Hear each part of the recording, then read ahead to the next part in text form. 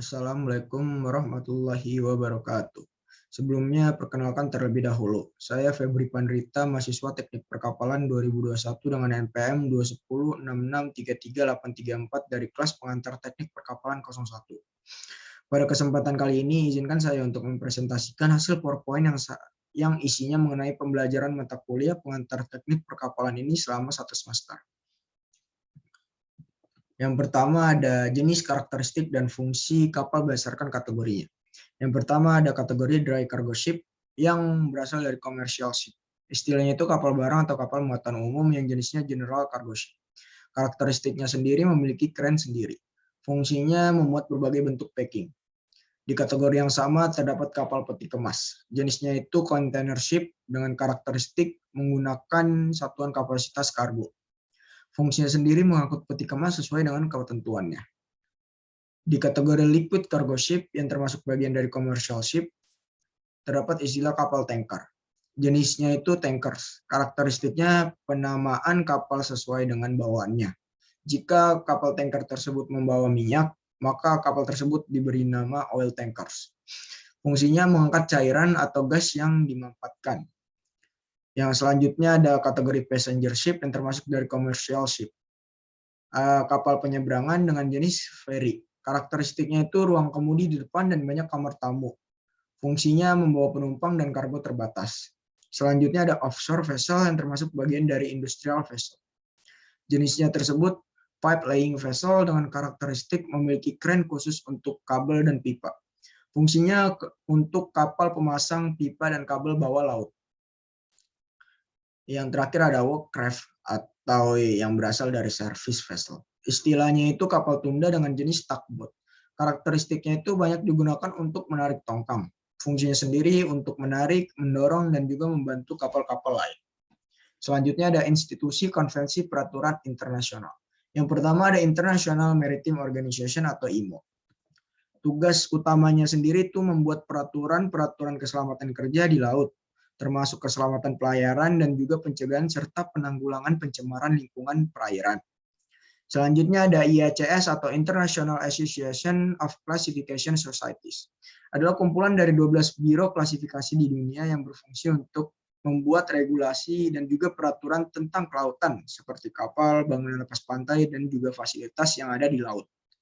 IACS sendiri lahir di Hamburg, Jerman pada 11 September pada tahun 1968 dengan jumlah anggota awalnya 7 klasifikasi. Hingga saat ini sudah menjadi 12 anggota klasifikasi. Yang terakhir ada Flag of Convenience. Merupakan bendera dari negara-negara tertentu yang sudah terdaftar dalam ITF, International Transport Workers Federation, atau Federasi Pekerja Transportasi Internasional. Sebagai negara-negara yang dapat dimudahkan untuk secara hukum berlayar dengan bendera anggota FOC. Sebuah negara bendera kapal yang sudah terdaftar dapat memegang hak penuh untuk melakukan kontrol regulasi atas kapal dan selalu melakukan pemeriksaan secara teratur, sertifikasi peralatan kapal dan kru, serta masalah keamanan dan dokumen pencegahan lingkungan. Selanjutnya, tahapan perancangan kapal. Tahapan perancangan kapal ini dibagi menjadi 3 tahapan. Yang pertama ada konsep desain. Pada konsep desain inilah yang sangat mempengaruhi daur hidup kapal itu sendiri. Mulai dari harga kapal, biaya operasionalnya nanti, performa kapalnya bagaimana, kapasitas dari kapal tersebut seberapa besar, teknologi yang dipasangkan apa saja, dan juga sumber manusia yang dibutuhkan di dalamnya. Tujuan dari konsep desain ini untuk mendapatkan ukuran-ukuran dan besaran kapal secara umum sesuai yang ditetapkan pemilik, di mana mungkin dirancang atau didesain dan masuk dalam kriteria badan klasifikasi dengan menggunakan langkah-langkah sebagai berikut ini. Yang pertama ada identify the needs. Sehabis itu ada define the requirements. Selanjutnya ada select the design kriteria. Lalu yang terakhir ada develop the solution framework. Lanjut ke tahap kedua yaitu preliminary design. Para arsitek perkapalan, perancangan, dan insinyur lainnya mewujudkan konsep desain yang sudah disetujui menjadi beberapa gambar teknik dan teoritial untuk perhitungan dan juga analisis. Membuat model kapal lalu simulasi dengan menggunakan desain spiral yang ada di sini. Selanjutnya detail design. Yaitu detail desain sendiri ini dibuat oleh galangan. Namun biasanya ada desain transisi yang dibuat oleh arsitek dan pemilik yang digunakan untuk dasar penawaran konstruksi dan kontrak galangan. Tahap detail desain ini adalah tahap terakhir atau final dari perancangan suatu kapal. Di tahap ini juga komponen struktur kapal dan juga gambar konstruksi dibuat. Selanjutnya ada ukuran utama kapal. Ukuran utama kapal terbagi menjadi 4 bagian. Yang pertama ada panjang kapal. Yang pertama ada garis tegak buritan atau after perpendicular. Letaknya pada linggi kemudi bagian belakang atau pada sumbu poros kemudi. Yang kedua ada garis tegak haluan, fore perpendicular. Adalah merupakan perpotongan antara linggi haluan dengan garis air muat. Selanjutnya ada panjang garis air, length of waterline. Adalah jarak mendatar antara ujung garis muat garis air yang diukur dari titik potong dengan linggi buritan sampai titik potongnya dengan linggi haluan dan diukur pada bagian linggi buritan dan linggi haluan. Selanjutnya ada lebar kapal. Yang pertama ada lebar yang direncanakan. Adalah jarak mendatar dari gading tengah yang diukur pada bagian luar gading. Tidak termasuk tebal plat lambung. Yang kedua ada lebar pada garis air muat, BWL. Adalah lebar yang terbesar yang diukur pada garis air muat. Selanjutnya ada tinggi geladak. Tinggi terendah dari geladak adalah jarak tegak dari garis dasar sampai garis geladak yang terendah. Umumnya diukur di tengah-tengah panjang kapal. Yang terakhir ada syarat kapal. Syarat kapal yang direncanakan adalah jarak tegak dari garis dasar sampai pada garis air muat. Selanjutnya ada koefisien dan bagian struktur kapal. Koefisien bentuk kapal. Yang pertama ada koefisien garis air, water plane area coefficient. Adalah perbandingan antara luas bidang garis air muat, AWL, dengan luas sebuah 4 persegi panjang dengan lebar B dan panjang LWL. Seperti pada gambar, yaitu CWL dengan rumus AWL per LWL. Selanjutnya ada koefisien midship. Adalah perbandingan antara luas penampang midship yang terendam air, AM, dengan luas suatu penampang yang lebarnya B dan tingginya T. Yang bisa dilihat pada gambar, CM atau koefisien midship sama dengan AM per lebar yang dikali tinggi. Selanjutnya ada koefisien blok atau CB. Adalah perbandingan antara isi karena dengan isi suatu balok dengan panjang LWL dengan lebar B dan tinggi T. Yang bisa dilihat pada gambar, CB sama dengan V per LWL dikali B dikali T. Selanjutnya ada koefisien prismatik yang terbagi menjadi 2. Yang pertama koefisien prismatik memanjang atau horizontal. Adalah perbandingan antara volume badan kapal yang ada di bawah permukaan air dengan volume prisma dengan luas penampang midship dan panjang LWL. Yang kedua itu ada koefisien prismatik tegak. Adalah perbandingan antara volume badan kapal yang ada di bawah permukaan air dengan volume sebuah prisma yang berpenampang AWL dengan tingginya T. Bisa dilihat pada gambar. Selanjutnya ada bagian-bagian struktur kapal. Yang pertama ada konstruksi linggi haluan. Yang bisa dilihat detailnya di gambar. Dan selanjutnya ada konstruksi midship yang mana terbagi menjadi 2. Yang pertama oil tanker. Pada oil tanker, longitudinal framing system atau konstruksi memanjang digunakan untuk semua struktur yang memberikan keuntungan pada kekuatan memanjang kapal. Sedangkan pada yang kedua bulk carrier. Pada bulk carrier ini longitudinal framing systemnya digunakan untuk wing tank dan alas ganda saja. Sedangkan transverse framing system konstruksi melintang digunakan untuk konstruksi sisi. Selanjutnya, penjelasan gaya fluida yang muncul akibat gerakan kapal. Fluid force atau gaya fluida dibahas dalam mekanika fluida. Kaitan dengan hidrodinamika kapal, fluid force merupakan salah satu aspek terkait aliran fluida yang timbul akibat gerak objek kapal. Jadi itu fluida force adalah gaya yang diberikan oleh fluida kepada objek kapal akibat dari adanya gerak objek kapal yang tercelup di bawah fluida atau lambung kapal.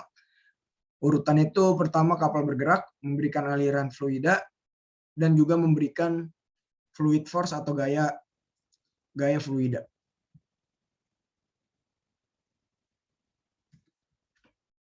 Bisa dilihat pada gambar. Selanjutnya, fluid force itu yang muncul akibat gerakan maju dari kapal terbagi menjadi dua, ada drag force dan juga lift force. Yang pertama, drag force adalah gaya yang diberikan oleh fluida terhadap lambung kapal yang arah gayanya sejajar berlawanan arah dengan arah gerak kapal yang bisa dilihat pada gambar arah FD. Sedangkan lift force FL adalah gaya yang diberikan oleh fluida terhadap lambung kapal yang arah gayanya tegak lurus ke atas terhadap arah gerak kapal. Selanjutnya, stabilitas pada kapal. Indikasi awal kondisi stabilitas pada kapal ditunjukkan oleh dua titik, yaitu M dan titik G. Titik penting, yang pertama ada B, center of buoyancy. Yang kedua ada titik G, center of gravity. Yang ketiga ada M, metacentra. Yang terakhir ada titik K, keel. Yang pertama, kondisi stabilitas positif. Pada kondisi stabilitas positif, titik M berada di atas titik G. Terdapat lengan penegak GZ yang menyebabkan adanya momen gaya penegak yang dapat mendorong kapal tegak kembali. Yang kedua ada kondisi stabilitas negatif. Pada kondisi stabilitas negatif, titik M berada di bawah titik G. Terdapat lengan penegak negatif yang berbentuk ZG yang menyebabkan adanya momen gaya yang mendorong kapal terus oleng dan terbalik. Dan yang terakhir ada kondisi stabilitas netra. Pada kondisi ini, titik M berhimpit langsung dengan titik G. Tidak terbentuk lengan penegak, kapal tetap pada posisi miring atau oleng. Selanjutnya ada jenis hambatan pada kapal. Jenis hambatan pada kapal sendiri terbagi menjadi 4, atau terdapat ada 4.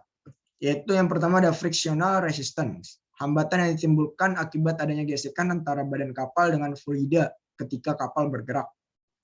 Selanjutnya ada wave making resistance. Hambatan yang disebabkan oleh gelombang yang ada ketika kapal bergerak. Selanjutnya atau yang ketiga ada eddy resistance. Hambatan yang disebabkan oleh arus akibat adanya badan kapal dan bagian lainnya yang ada pada kapal. Yang terakhir ada air resistance. Hambatan yang disebabkan oleh adanya udara ketika kapal bergerak. Namun nilai daripada hambatan udara ini biasanya sangat kecil dikarenakan massa jenis udara yang relatif kecil dibandingkan dengan air. Selanjutnya ada perkiraan kalkulasi daya mesin penggerak kapal. Pertama-tama melakukan pengujian kapal di towing tank guna mengetahui besar dari effective horsepower atau EHP. EHP ini adalah daya yang digunakan untuk mengatasi gaya hambatan yang menghambat laju kapal. Secara umum, untuk memperkirakan kalkulasi daya mesin untuk penggerak kapal diperlukan gaya dorong yang melawan tahanan atau juga hambatan-hambatan yang akan terjadi pada kapal nantinya. Hal ini diatasi dengan pemilihan motor penggerak kapal sebagai gaya dorong yang sesuai dengan kebutuhan kapal itu sendiri. Tipe propeller dengan diameter poros yang pas dan sesuai dengan ketentuan perlu direncanakan agar daya motor penggerak utama dapat memberikan gaya dorong yang diinginkan dan membuat kapal dapat melaju dengan kecepatan yang diinginkan dan sesuai. Oleh karena itu dibutuhkan perencanaan jenis propeller dan juga sistem porosnya. Selanjutnya, alat-alat bantu pada geladak. Yang pertama ada anchor handling, atau suatu benda yang ditujukan untuk mengerjakan pengangkatan atau pemasakan jangkar rig atau juga barge. Yang kedua ada mooring, adalah alat yang fungsinya untuk mengamankan dan menetapkan posisi kapal agar tetap sesuai pada posisi yang telah ditentukan, yaitu seperti pada posisi awal. Yang terakhir ada cargo handling, adalah suatu proses pengerjaan kargo mulai dari diterima hingga dimuat masuk ke dalam kapal untuk dikirim dari kota awal ke kota tujuannya baik domestik maupun internasional. Selanjutnya ada konsep serta luang lingkup rantai pasok dan logistik maritim. Logistik maritim berasal dari integrasi dua proses, yaitu logistik dan juga transportasi maritim atau transportasi laut. Yang pertama adalah logistik, adalah proses perencanaan, pelaksanaan, pengontrolan efisiensi, dan efektivitas aliran dan penyimpanan barang, servis atau layanan, serta informasi dari titik asal ke titik tujuan untuk memenuhi kebutuhan pelanggan. Sedangkan transportasi maritim atau transportasi laut adalah kegiatan angkutan dengan menggunakan kapal untuk mengangkut penumpang, barang, ataupun hewan dalam satu perjalanan atau lebih dari satu pelabuhan ke pelabuhan lainnya.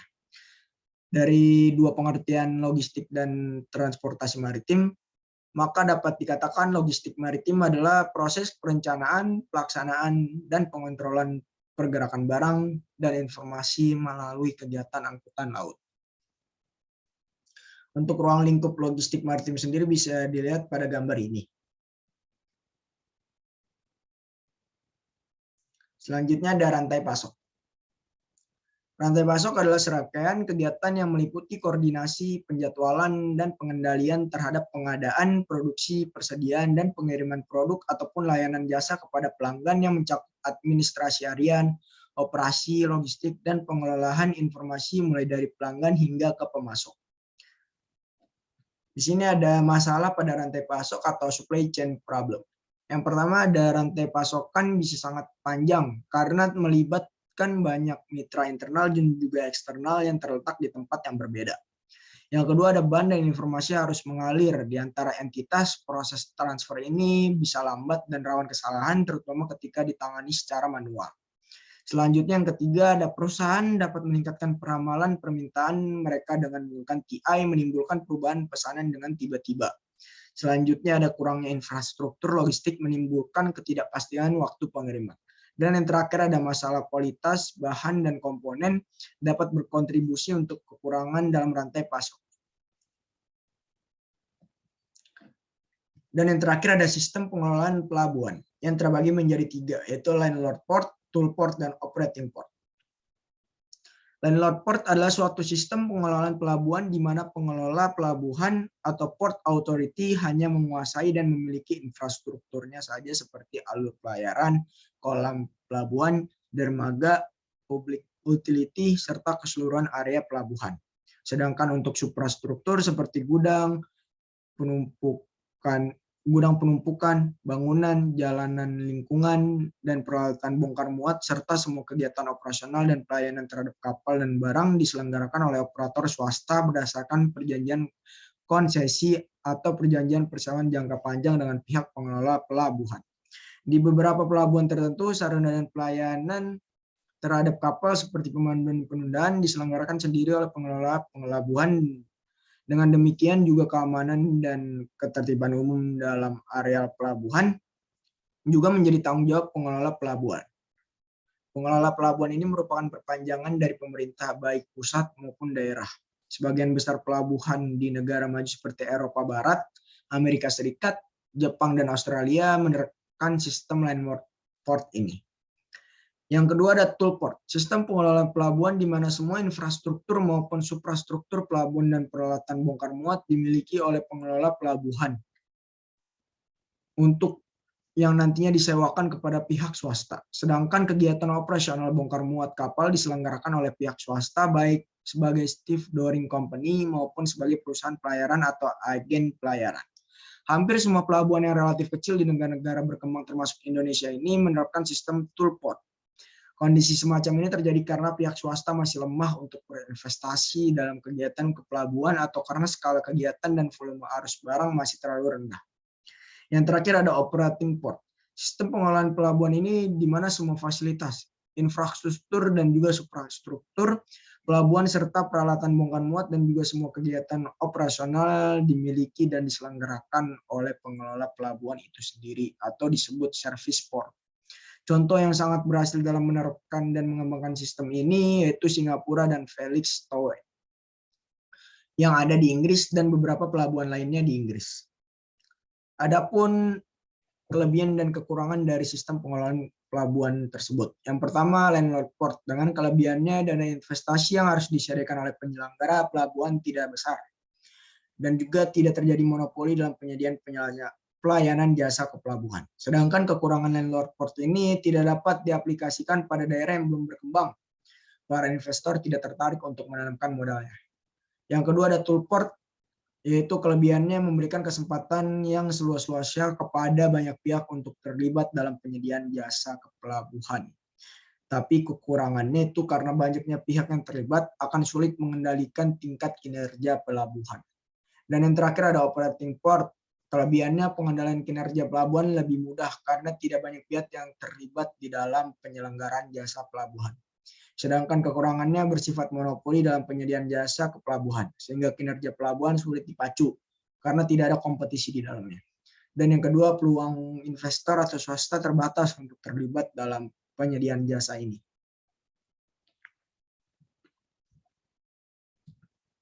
Sekian presentasi yang sudah saya sampaikan. Terima kasih kepada para dosen pengantar teknik perkapalan atas ilmu yang telah diberikan kepada saya selama 1 semester ini. Jika ada kata-kata yang kurang berkenan, mohon dimaafkan. Terima kasih. Wassalamualaikum warahmatullahi wabarakatuh.